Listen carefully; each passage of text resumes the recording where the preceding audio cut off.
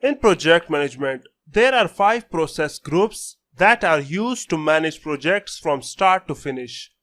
These 5 process groups are initiating, planning, executing, monitoring, and controlling and closing. In this video, we will explain each process group and provide example of how they are used in project management. The first process group is initiating. This process group involves defining the project or phase at a high level and authorizing it to begin.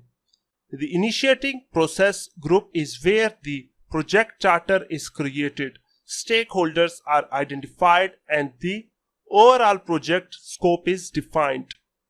An example of initiating process group is when a project manager is tasked with implementing a new software system.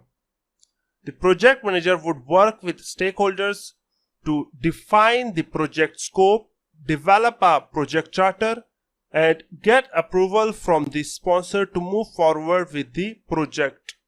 The second process group is planning. This process group involves defining the project scope in detail, developing a project plan, and identifying the resources needed to complete the project. An example of the planning process group is when a project manager is tasked with building a new website.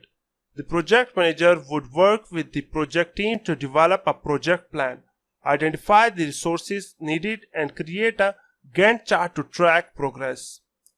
The third process group is executing. This process group involves putting the project plan into action by coordinating resources, managing tasks, and communicating progress. An example of the executing process group is when a project manager is implementing a new marketing campaign. The project manager would work with the project team to execute the tasks outlined in the project plan, coordinate with external vendors, and hold regular team meetings to track progress. The fourth process group is monitoring and controlling. This process group involves tracking progress, managing changes, and ensuring that the project stays on track. An example of the monitoring and controlling process group is when a project manager is implementing a new product launch. Project manager would track key metrics such as sales, revenue, and customer satisfaction, make adjustment to the project plan as necessary, and communicate progress to stakeholders. The fifth and final process group is closing.